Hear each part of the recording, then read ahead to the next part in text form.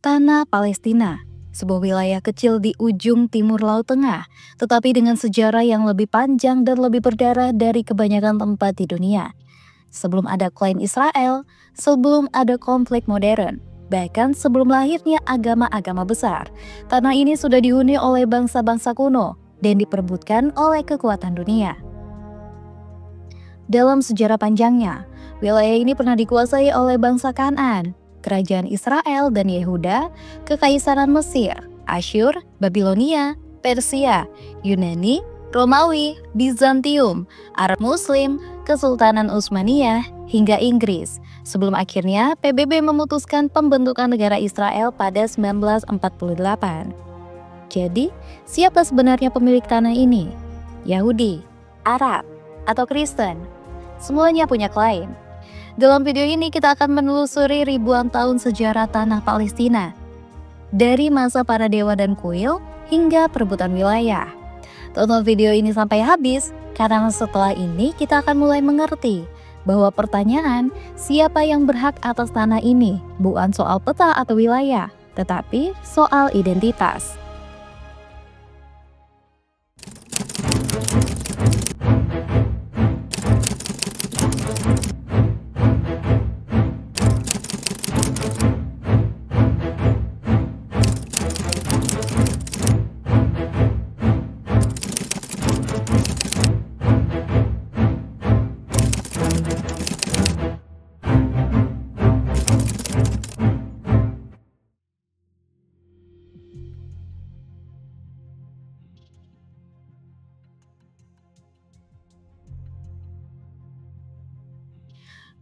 Semuanya dimulai dari bangsa Kan'an.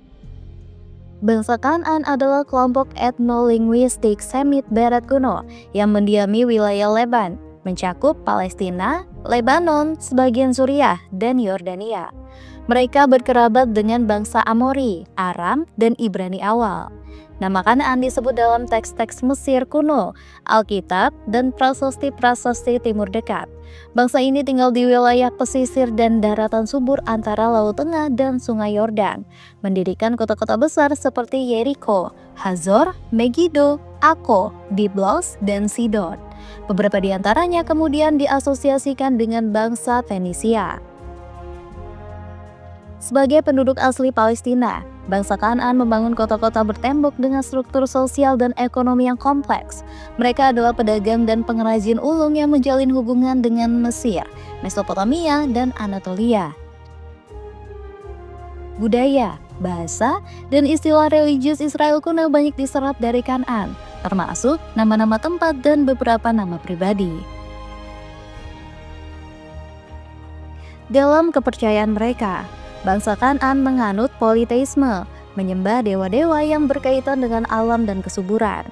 Dewa utama mereka meliputi El sebagai dewa tertinggi, Baal sebagai dewa badai dan hujan, Aserah sebagai dewi ibu, serta Anat sebagai dewi perang dan cinta.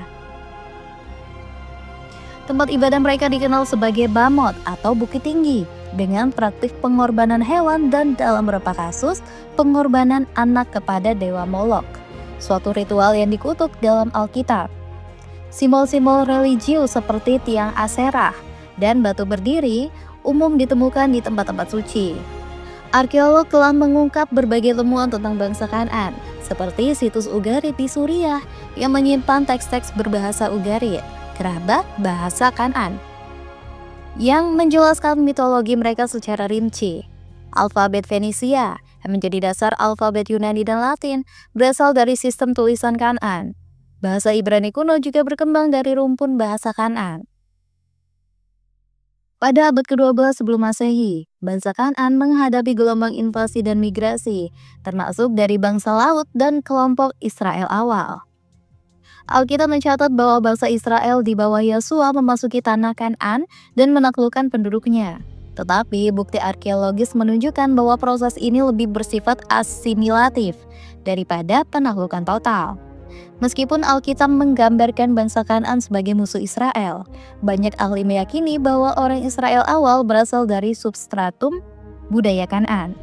Transisi dari politeisme Kan'an ke monoteisme Yahweh tampaknya lebih merupakan evolusi internal daripada revolusi eksternal.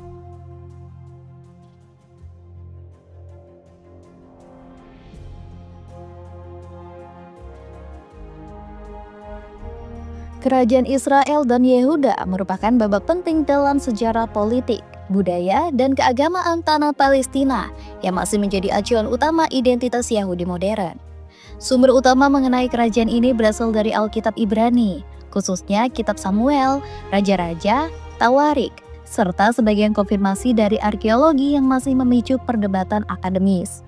Setelah masa para hakim yang memimpin suku-suku Israel dalam bentuk konfederasi longgar, rakyat Israel meminta seorang raja, menandai transisi dari sistem tribal ke sistem monarki teokratis. Tokoh kunci dalam sejarah kerajaan ini meliputi Saul, Daud, dan Salomo. Saul adalah raja pertama Israel yang diurapi oleh Nabi Samuel dan memerintah dari daerah suku Benyamin, tetapi berakhir tragis dalam peperangan melawan orang Filistin.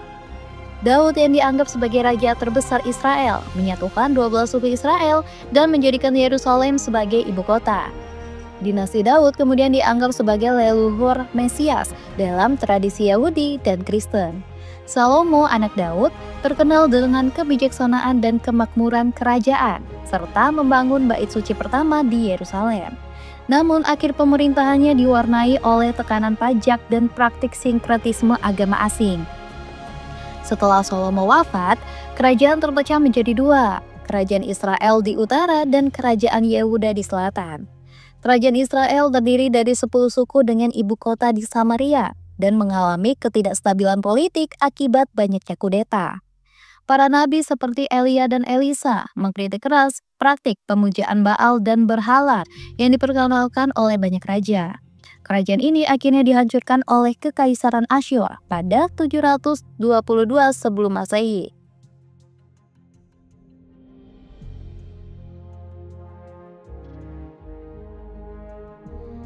Kekaisaran Asyur, mulai dari Salmaneser V hingga Sargon II, menaklukkan kerajaan Israel pada tahun 722 sebelum Masehi. Ibu kota Samaria jatuh, dan penduduknya dideportasi secara massal untuk menghapus identitas etnis mereka. Deportasi ini menghasilkan mitos 10 suku Israel yang hilang, karena penduduknya terasimilasi dan tidak kembali. Wilayah utara kemudian diisi oleh kelompok baru, termasuk leluhur orang Samaria. Asyur memerintah Palestina melalui gubernur lokal dengan sistem pajak, dan kota-kota seperti Gaza serta Asdod berada di bawah protektorat militer Asyur. Kemudian Kekaisaran Babilonia menaklukkan kerajaan Yehuda pada tahun 586 sebelum Masehi di bawah Nebukadnezar II. Yerusalem dihancurkan dan bait suci pertama diratakan. Sebagian besar elit Yehuda dideportasi ke Babilonia dalam peristiwa yang disebut pembuangan Babilonia. Pembuangan ini berperan dalam membentuk identitas Yahudi di luar tanah Israel, mendorong penyusunan ulang teks-teks Taurat, serta memperkuat monoteisme eksklusif.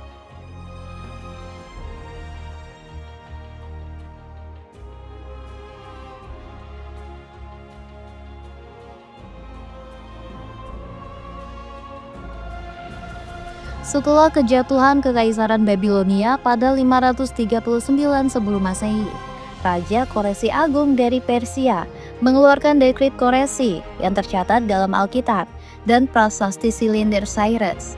Dekrit ini memperbolehkan berbagai bangsa yang sebelumnya dideportasi oleh Babilonia, termasuk Yahudi, untuk kembali ke tanah asal mereka dan membangun kembali tempat ibadah. Sekitar 538 sebelum Masehi, gelombang pertama pengungsi Yahudi kembali ke Yerusalem di bawah pimpinan Zerubabel, keturunan Raja Daud, dan pembangunan bait suci kedua dimulai hingga selesai pada 516 sebelum Masehi. Tempat ini menjadi pusat spiritual Yahudi hingga kehancurannya oleh Romawi pada tahun 70 Masehi. Pada masa Persia, Yehud menjadi provinsi administratif dengan otoritas terbatas di bawah gubernur dan imam besar. Teks-teks penting seperti Taurat mulai dikodifikasi dan distandarisasi. Selain itu, komunitas Yahudi diaspora berkembang di luar Israel, khususnya di Babylon dan Persia. Kekuasaan Persia dikenal karena toleransi agama dan budaya, serta memberikan otonomi religius dan hukum lokal kepada berbagai daerah. Palestina dalam hal ini menjadi wilayah di mana agama Yahudi mengalami reformasi dan penguatan, meski tidak sepenuhnya merdeka secara politik.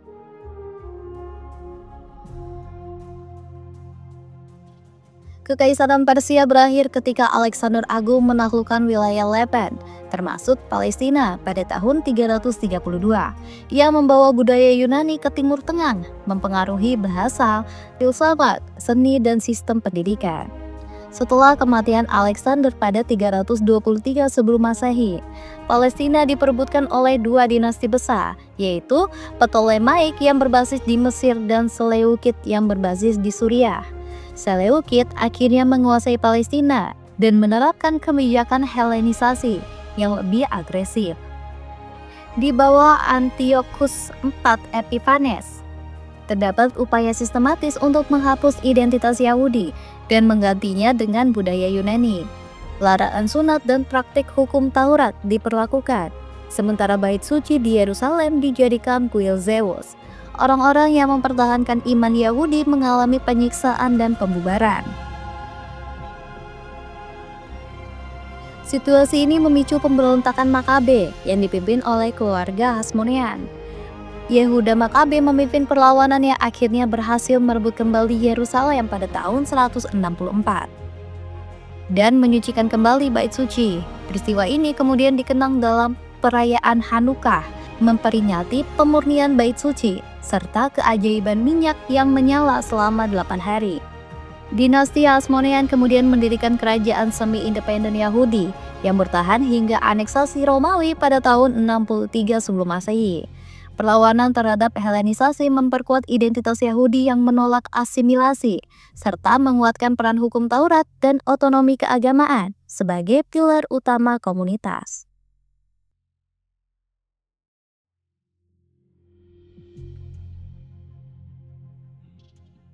Kekuasaan Romawi atas Palestina dari 63 sebelum Masehi hingga 324 Masehi merupakan salah satu periode paling menentukan dalam sejarah wilayah tersebut, terutama bagi umat Yahudi dan kemudian Kristen. Tahun 63 sebelum Masehi, Jenderal Pompei dari Republik Romawi merebut Yerusalem, menjadikan Yehuda sebagai wilayah protektorat Romawi, sekaligus mengakhiri kemerdekaan politik dinasti Hasmonean Yahudi yang sebelumnya bangkit setelah pemberontakan Makabe. Awalnya, Romawi memerintah secara tidak langsung melalui raja-raja klien lokal seperti Herodes Agung, tetapi setelah serangkaian pemberontakan Yahudi, wilayah ini diubah menjadi provinsi kekaisaran yang langsung berada di bawah kendali Romawi. Herodes Agung yang memerintah Yudea dari 37 hingga 4 sebelum Masehi. Sebagai raja klien Romawi, dikenal karena proyek arsitektur monumental yang ia lakukan, termasuk pembangunan ulang bait suci kedua yang megah serta pendirian kota-kota seperti Kaisara Maritima. Namun, kekuasaannya diwarnai dengan kekejaman politik, termasuk pembunuhan anggota keluarganya sendiri dan peristiwa yang dikaitkan dengan pembantaian bayi di Bethlehem dalam versi Injil Matius. Setelah kematiannya, ketegangan sosial di Palestina terus meningkat, yang akhirnya memicu pemberontakan Yahudi besar pada 66 Masehi. Konflik ini disebabkan oleh pajak berat, pelecehan terhadap agama Yahudi, dan tindakan penistaan terhadap bait suci oleh pejabat Romawi. Pada tahun 70 Masehi, Jenderal Titus mengepung Yerusalem dan menghancurkan bait suci kedua, mengakibatkan ribuan korban jiwa dan diaspora besar-besaran bagi bangsa Yahudi. Satu-satunya bagian yang tersisa dari kompleks bait suci adalah tembok barat, yang hingga kini menjadi situs suci bagi umat Yahudi. Konflik antara Romawi dan Yahudi kembali terjadi dalam pemberontakan Bar Kokhba, yang dipimpin oleh Simon Bar Kokhba, yang dianggap sebagai mesias militer oleh sebagian Yahudi. Pemberontakan ini sempat membentuk kembali negara Yahudi yang merdeka selama beberapa tahun, tetapi akhirnya dipadamkan oleh Kaisar Hadrian dengan cara yang sangat brutal. Yerusalem dihancurkan, dibangun kembali sebagai kota Romawi bernama Aelia Capitolina, dan orang Yahudi dilarang memasuki kota kecuali pada hari tertentu dalam setahun untuk meratapi kehancuran. Setelah pemberontakan ini, Hadrian mengubah nama provinsi Yudea menjadi Syria Palestina, sebuah langkah simbolis untuk menghapus identitas Yahudi dari tanah tersebut. Nama Palestina berasal dari Filistia, tanah orang Filistin yang merupakan musuh lama bangsa Israel, dan sejak saat itu digunakan secara resmi sebagai nama wilayah oleh Romawi. Selain konflik Yahudi-Romawi, periode ini juga menjadi momen penting bagi kemunculan agama Kristen. Yesus dari Nazaret lahir dan wafat di wilayah Palestina saat berada di bawah pemerintahan Romawi. Pada awalnya, agama Kristen berkembang sebagai sekte Yahudi, tetapi kemudian menjadi agama terpisah yang terus bertumbuh meski mengalami penganiayaan di bawah beberapa kaisar Romawi. Pada awal keempat Masehi, Kaisar Konstantinus memeluk agama Kristen dan menjadikan Palestina sebagai pusat ziarah Kristen, memasuki fase baru di bawah Kekaisaran Bizantium.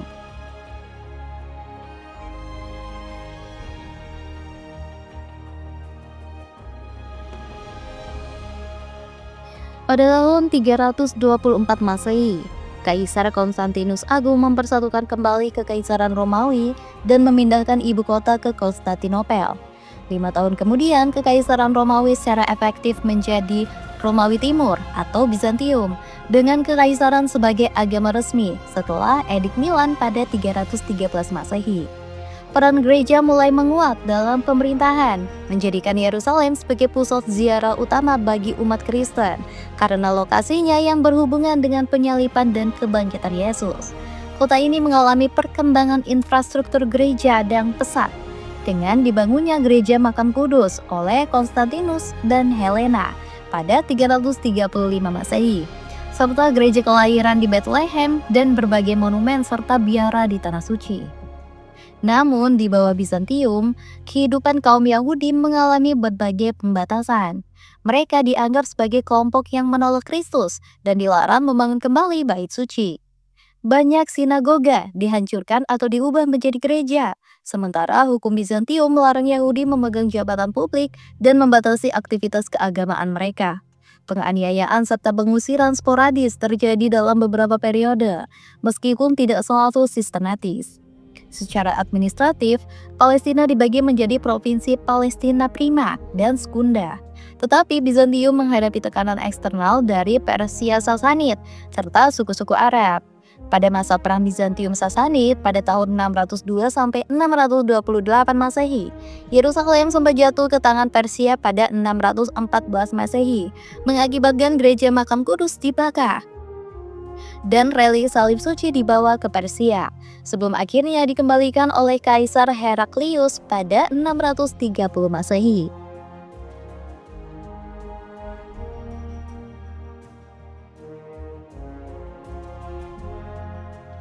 Setelah wafatnya Nabi Muhammad SAW pada 632 Masehi, umat Islam dipimpin oleh Khalifah Abu Bakar dan kemudian Khalifah Umar ibnu Khattab. Islam berkembang pesat dan pasukan Muslim mulai menaklukkan wilayah Bizantium di Syam dan Persia. Pertempuran Yarmuk pada 636 Masehi menjadi titik balik, di mana pasukan Islam di bawah Khalid bin Walid mengalahkan Bizantium secara telak, membuka jalan bagi penaklukan Yerusalem. 2 tahun kemudian, Patriark Kristen Yerusalem, Sorporius, hanya bersedia menyerahkan kota kepada Khalifah secara langsung. Umar bin Khattab datang dari Madinah ke Yerusalem dengan berjalan kaki dan menerima penyerahan damai kota tersebut. Penyerahan ini diabadikan dalam Perjanjian Umar, sebuah dokumen yang menjamin perlindungan terhadap umat Kristen dan propaganda gereja, melarang pemaksaan agama serta memberikan hak kepada umat Kristen untuk menjalankan ibadah mereka. Model toleransi Islam awal ini menjadi dasar bagaimana umat Islam mengelola kota-kota suci yang mereka taklukkan. Dalam menjaga hubungan dengan umat Kristen, umat tidak melakukan sholat di gereja makam kudus karena khawatir tindakan tersebut akan menjadi alasan bagi Muslim untuk mengubah gereja menjadi masjid. Sebagai gantinya, ia memilih sholat di tempat lain yang kemudian menjadi Masjid Umar, sebagai simbol penghormatan terhadap tempat suci Kristen. Berbeda dari Bizantium yang sebelumnya melarang keberadaan Yahudi di Yerusalem, umat Islam mengizinkan komunitas Yahudi kembali tinggal di kota suci setelah absen selama ratusan tahun sejak pemberontakan Bar Kokhba pada 135 Masehi. Bagi banyak kalangan Yahudi saat itu, hal ini dipandang sebagai pemulihan sejarah. Pada tahun 691 Masehi, Khalifah Abdul Malik bin Marwan dari dinasti Umayyah membangun kubah batu di Haram al-Syarif atau Nobel Centauri. Lokasi ini diyakini sebagai tempat berdirinya bait suci Yahudi, serta tempat Isra Mi'raj Nabi Muhammad. Kubah batu menjadi salah satu bangunan Islam tertua yang masih berdiri hingga kini, dengan arsitektur yang menggabungkan gaya Bizantium dan Islam awal. Kubahnya dilapisi emas dan berdiri di atas batu suci atau foundation stone. Pembangunannya bertujuan untuk menetapkan supremasi Islam atas Yerusalem, mengalihkan fokus ziarah dari Mekah, dan menandingi kemegahan gereja-gereja Bizantium.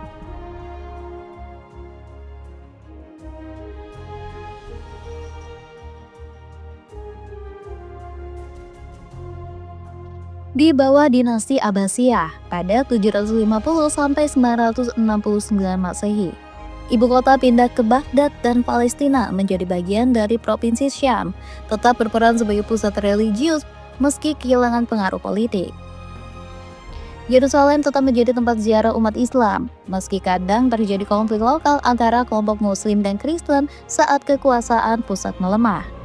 Pada periode dinasti Fatimiyah, pada 969 sampai 1099 Masehi, yang berbasis di Mesir dan berideologi Syiah Islamiyah, Yerusalem diperintah selama lebih dari 1 abad.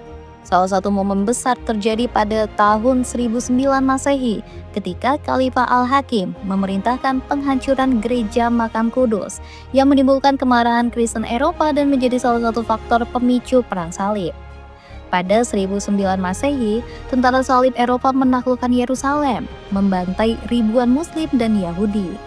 Namun pada 1187 Masehi, Salahuddin Al-Ayyubi berhasil merebut kembali kota tersebut, memberikan amnesti kepada umat Kristen, dan membuka kota bagi semua agama, menjadikannya kembali sebagai pusat Islam yang eksklusif.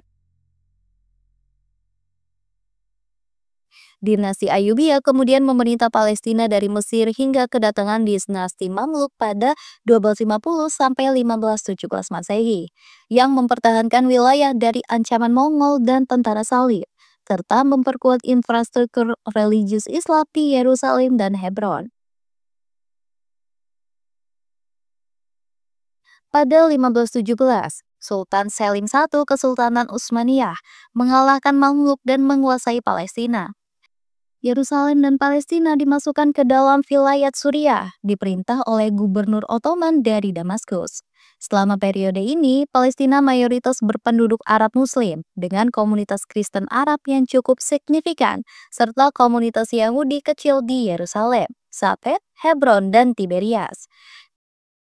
Warga Yahudi dan Kristen diberi akses ke tempat-tempat suci mereka dalam kerangka otoritas Islam, sementara wakaf Islam memainkan peran besar dalam pembangunan serta pemeliharaan situs keagamaan. Yerusalem memiliki status administratif khusus karena kepentingan secara religius langsung di bawah Istanbul, tidak melalui Damaskus.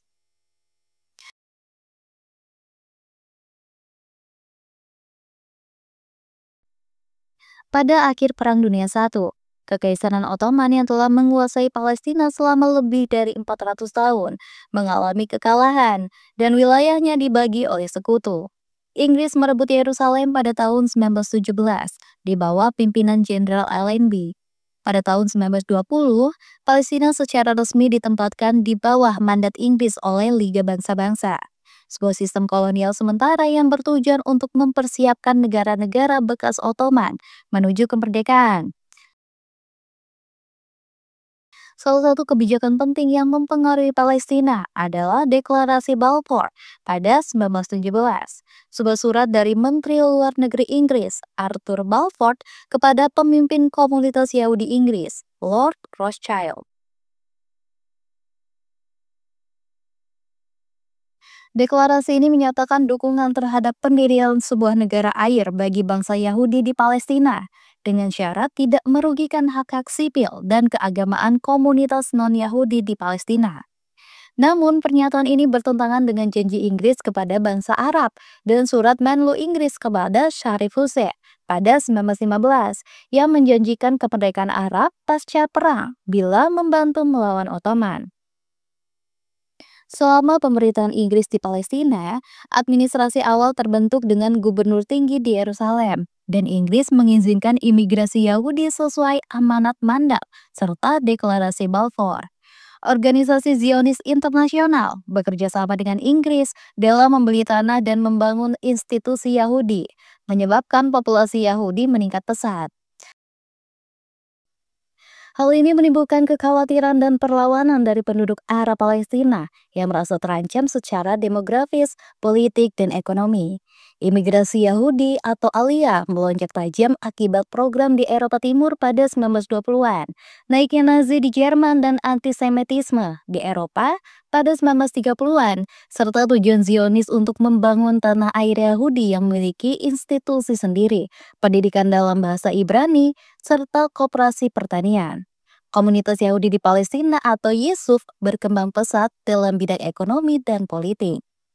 Ketegangan dengan masyarakat Arab Palestina terus meningkat dan menyebabkan serangkaian kerusuhan.